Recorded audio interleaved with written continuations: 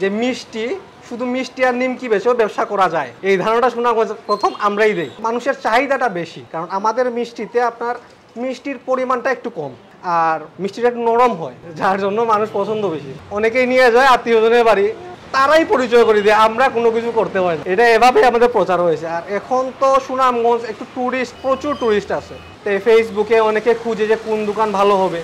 Local মানুষ যারা আছে তারাই সাজেস্ট করে যে নন্দুলবাগের মিষ্টি খুব ভালো। আমাদের ব্যবসাটা আসলে 3 প্রজন্মের ব্যবসা। এটা আমার দাদার হাত ধরে শুরু হয়েছিল মোটামুটি আপনার ব্রিটিশ আমলের পর থেকেই জিনিসটা শুরু। পুরানকোট থেকে আমাদের ব্যবসাটা শুরু হয়। এখানে আমাদের ক্যান্টিন আছিল, ক্যান্টিন এখানে রেস্টুরেন্টের মতো আছিল, এখানে সব কিছু পাওয়া যেত আর কি। আর মিষ্টিটা একটু বেশি চলতো। মিষ্টি আগে পরোটা বা লুচির সাথে খুব বেশি চলতো। আমাদের মিষ্টির কোনো ব্যবসা ছিল না, মিষ্টি আর কি সব কিছুর লোকে রেস্টুরেন্টে যেরকম চলতো এরকম। পরবর্তীতে আমার বাবা এটার হাল ধরে ব্যবসার।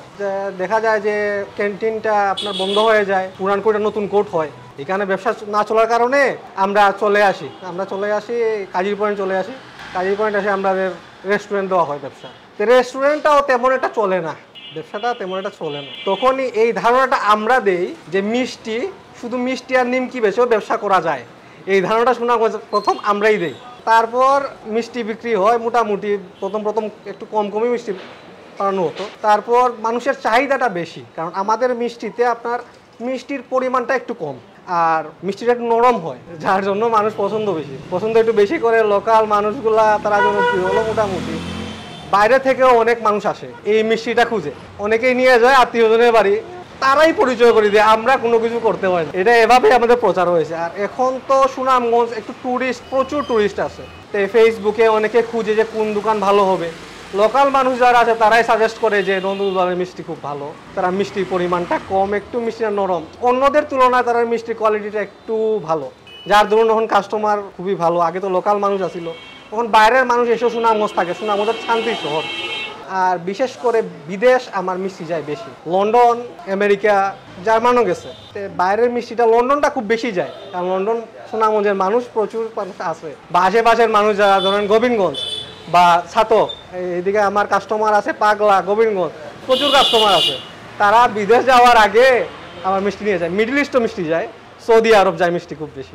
আছে মিষ্টির ব্যবসা আছে, এখন তো মিষ্টির দোকান হয়ে গেছে অনেক, যার ধরুন আমরা মিষ্টির পরিমাণটা একটু বাড়াইছি। আর থাকি আমরা সন্ধ্যা পর্যন্ত থাকার চেষ্টা করি, কারণ অনেকেই আসে, অনেক দূর দূরান্ত থেকে আসে মিষ্টি নিতে। যদি না পায় তা আমাদেরই খারাপ লাগে। তবে আরেকটা জিনিস আছে, আমরা যদি দোকানে মিষ্টি নাও থাকে, অনেকে বাসায় যায় গরম মিষ্টি খাওয়ার জন্য। আমাদের গরম মিষ্টিটা কিন্তু খুব ভালো, যারা খায় তারা সবই জানে গরম মিষ্টিটা খুব ভালো। এটা একটু সফট বেশি হয়, তুলার মতো হয়, একটু তুলতুলে হয়, আর মিষ্টির পরিমাণটা থাকে আরও কম। মিষ্টির প্রসেসিং তো সব মিষ্টি বানানোর প্রসেসিংই সেম। আমরা চিনির পরিমাণটা একটু কম রাখি মিষ্টিতে, আর ময়দাটা একটু কম দেওয়ার চেষ্টা করি। আর ছানাটা আমরা নিজে বানাই। আর এইটাই হইল গিয়া মূল উপাদান মিষ্টির মূল উপাদান হলো ছানা যত ভালো হবে আপনার তত মিষ্টি ভালো হবে। আপনি বাংলাদেশের যে কোনো জায়গায় দেখেন ভালো যে মিষ্টির দোকানগুলো আছে, তারা ছানাটা খুব ভালো রাখে, এই জন্যই মিষ্টির কোয়ালিটিটা খুব ভালো হয়। তাই আমরা কোয়ালিটি ধরে রাখার জন্য আমরা ছানাটা একটু ভালো হতো। আর আমরা নিজে দুধ রাখি, নিজে ছানা কাটি, এটা আমরা বিশেষত্ব। আমাদের প্রতি কেজি মিষ্টি 300 টাকা করে কেজি। আমাদের মিষ্টি আছে 3 রকম মিষ্টি আছে। এখন আছে আপনার কালো জাম আছে আর সাদা আছে। আর আমরা আরেকটা মিষ্টি বানাই চমচম। আর আমরা দইও গায়ের দুধের দই, একবারে গরুর দুধের দই বানানো হয়। রসমালাই পাওয়া যায় আমাদের। এখন তো পরিস্থিতি একটু, ব্যবসার অবস্থা একটু সবারই একটু খারাপ, তারপরও ঠাকুর দিলে ভালোই আছে ব্যবসা। আমার এই ব্যবসা এটা বহু আগ থেকে বাবার আমল থেকে আসছিল। তারপরে মধ্যাহ্নে কিছু বাটা পড়ে গেছিল। তারপরে আমি নতুন করিয়া 2000 সাল থেকে শুরু করেছি।